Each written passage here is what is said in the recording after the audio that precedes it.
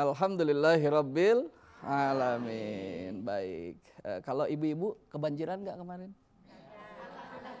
Alhamdulillah enggak. Kalau Bapak yang di sini? Alhamdulillah juga enggak. Alhamdulillah juga enggak. Tapi kebanjiran, kalau ibu-ibu paling senang kebanjiran diskon ya Bu ya. Nah Ustadz, bagaimana Ustadz mengenai kajian kita hari ini tentang ujian, peringatan dan azab? Silahkan Ustadz. Assalamualaikum warahmatullahi wabarakatuh. Waalaikumsalam warahmatullahi wabarakatuh. Alhamdulillah. Alhamdulillahirabbil alamin hamdan yuafi ni'amahu wa yukafi'u mazidah. Asyhadu an la ilaha illallah wa asyhadu anna Muhammadar Rasulullah. Allahumma salli ala sayyidina Muhammad wa ala ahli sayyidina Muhammad. Mudah-mudahan pagi hari ini adalah pagi yang dipenuhi rahmat Allah. Sebelum matahari bagaimana mendekap kita dengan kesegaran cahayanya. Insya Allah di pagi hari ini kita memulai dengan mengingat akan Allah, menambah akan pengetahuan, membuka peluang diri untuk terinspirasi agar amal kita di hari ini minimal lebih baik daripada hari kemarin. Amin ya Allah. Amin ya Allah. Syukur kalau saat ini menjadi titik awal hijrah bagi seseorang dari yang tadinya buruk sekarang ke depan menjadi baik dan menjadikan titik lanjutan di mana kita akan naik tingkat, naik kelas dari sudut pandang keimanan dan amal soleh kita tentunya ya. Allah Subhanahu wa taala berfirman, "Wa ma nursilu bil ayati illa takhwifa." Jadi Allah Subhanahu wa taala tidak mengirimkan tanda-tanda melainkan dalam rangka menakut-nakuti. Allah menurunkan tanda-tanda yang terkait dengan sesuatu yang ditakuti ini, ya, untuk menakut-nakuti itu. Kira-kira ada nggak nakut-nakuti dengan sesuatu yang tidak menakutkan? Ada nggak? Menakut-nakuti pasti yang menakutkan. Apa yang menakutkan itu? Sesuatu yang tidak dikehendaki, mengerikan, ya, menakutkan. Wah, gitu bahasanya ya. Iya.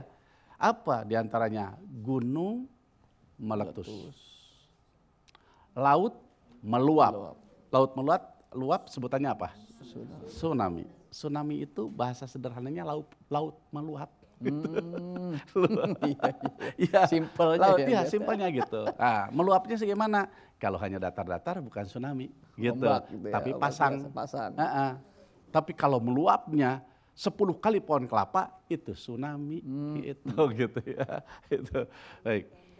Kemudian apalagi? Bumi retak dengan tiba-tiba. Kalau retaknya kayak di sawah, itu petani datang hampir retak itu. Dia lihat, aduh, ini kering, retak. Tapi kalau retaknya, maaf, kedalamannya tak terhingga, terbelah ya. Belah, semua akan lari. Nggak berani, jangankan untuk melihat, menyampiri ke pinggir saja tak berani. Ya, sementara Allah punya kuasa untuk berbuat itu. Ya. Kemudian Allah buat ada tanah yang ujuk-ujuk. Apa ujuk-ujuk itu? Tiba-tiba. Tiba-tiba, baik. Jadi penterjemah juga ya. Ya. Ujuk-ujuk. Tiba-tiba bolong besar. Terus masuk. Masya Allah. Ekuifaksi. Ada yang tadinya keras di atas, tiba-tiba jadi lembek. Semua yang di atas hilang, tertelan. Dengan sebutan likuifaksi. Artinya bagaimana membalikkan Allah yang di bawah yang tadinya lumpur dikeataskan, yang keras masuk ke dalamnya. Kira-kira kalau kejadian gitu takut nggak? Itu Allah mengirimkan, menampakkan tanda-tanda yang menakutkan untuk supaya manusia takut. Kenapa ditakut-takuti manusia? Karena manusia itu banyaknya lalai, banyak yang melupakan. Allah berikan hidup saja itu sudah kekayaan besar. Kekayaan yang tak terhingga, seseorang hidup dalam keadaan sehat. Sehat fikir, ruhaniyahnya maksudnya. Ya. Jadi kalau hidup tapi dia sakit, ruhaniyahnya artinya masih dia berpikir sehat, itu kekayaan besar. Kekayaan besar itu, Masya Allah. Coba sekarang maaf ibu-ibu khususnya yang di rumah ngikutin aja deh ya. Saya tanya yang ibu-ibu di sini. Ibu dikasih panjang umur, sehat walafiat, ya. Insya Allah sekitar 20 tahun ke depan. Mau nggak? Mau 20 tahun ke depan, ya. Atau 30 tahun ke depan. Tapi kehidupan ibu datar-datar saja. Rezekinya pas aja. Pas untuk makan, pas untuk anak kuliah, pas aja. Pas mau beli Fortuner, pas itu. Beli rumah pas, beli tanah pas, mau beli apa pas gitu. Maksudnya pas-pas aja hidupnya. Tidak seperti yang lain mungkin. Yang bergelimang dengan harta, tapi panjang umur. Atau Allah tawarin, aku berikan sekarang, nih loh 100 miliar, tapi nanti sore meninggal. Milih yang mana di antara dua? Milih yang panjang umur? Panjang umur tapi pas-pasan. Panjang umur pas-pasan. Ibu mau gitu? Kalau saya tidak. Saya panjang umur memang dilimpahkan rezeki yang banyak oleh Allah. Pak Ustadz. Ibu mau juga? Pak Ustadz. Kan saya hanya nyuruh milih ibu. Untuk saya kan enggak. Iya. Tapi Ya, nggak ada maaf. pilihan. Maaf ibu, saya bukan maksud ngeselin ibu. Tidak. Tapi agak sedikit gitu. Ya, maksud saya begini ibu. Ya, pemirsa dimanapun berada, bahwa yang namanya hidup itu sesuatu yang Allah sudah anugerahkan. Betapa luar biasa. Sedetik hidup kemudian beristighfar kita kepada Allah Subhanahu wa taala, bisa jadi dosa yang begitu lama yang sudah kita kerjakan hapus hanya satu istighfar saja dari sebuah kehidupan yang 1 detik atau 1 menit itu. Artinya sebuah kekayaan yang besar. Cuman manusia kadang-kala lupa begitu.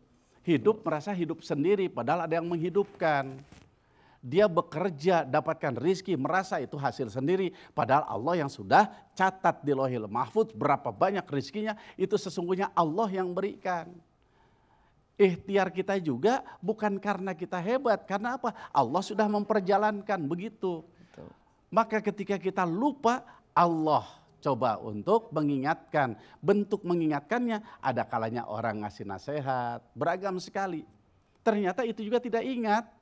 Itu juga tidak mau tahu, nggak peduli, bahkan yang muncul keangkuhan, kesombongan. Apa lu ngasih nasihat? Kamu ngasih nasihat, kamu aja hidup susah. Ya, mohon maaf, ada orang mungkin dia coba memberikan nasihat, orang ini soleh, penuh ketakwaan, ada ilmunya lah. Walaupun bukan dikatakan ulama, mungkin panggilan ustadz ada pada dirinya, ngasih tahu, ngasih nasihat. Apa?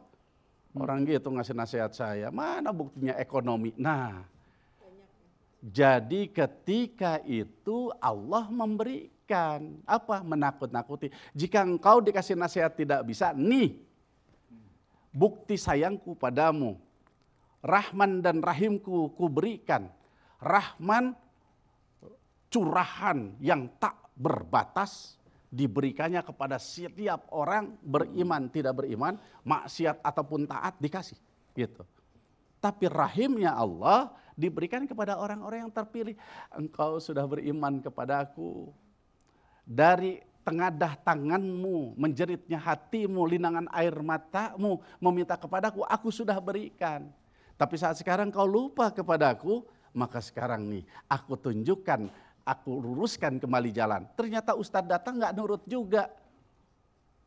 TV dia nonton, cuman lihat doang, tapi tidak diamalkan nasihat-nasihatnya. Kata Allah, baik, sekarang aku turunkan tanda-tanda itu. Apa? Aku munculkan bagaimana yang tiba-tiba orang tidak tahu, lagi asik bercengkrama, lagi asik nonton TV, semua tiba-tiba datang air bah menyapu segalanya. Apa yang dia sudah upayakan dari cicilan, dari kredit, dari bayar kontan, dari tabungan yang begitu banyak, mobil yang baru dibeli, mobil yang masih cicilan, beragam semua, ngambang seluruhnya, dibawa, dibuang, disapu oleh Allah Subhanahu wa taala. Ini bukan punyamu, tapi ini anugerah dariku. Selama ini kau lupakan aku, nih aku berikan. Ditakut-takuti oleh Allah untuk apa? Kembali sadar agar apa dia? Oh iya, bukan mobil, bukan rumah, bukan pangkat, bukan jabatan, bukan popularitas, tapi ternyata yang harus didekati, dicintai, yang tak boleh dilupakan adalah Allah, sang pemilik alam semesta. Pada bengong. Gitu ya. Kenapa? Ya, kenapa? Kenapa? Ya, para pemirsa dimanapun berada, kenapa? Itu pertanyaan pada kita. Kenapa kita lupa? Baik. Ya. Subhanallah. Ini Allah menunjukkan kekuasaannya semata-mata supaya menyadarkan kepada kita untuk kembali seperti itu ya Ustaz ya. Oleh karena itu buat pemirsa nanti akan dijelaskan lagi oleh guru kita.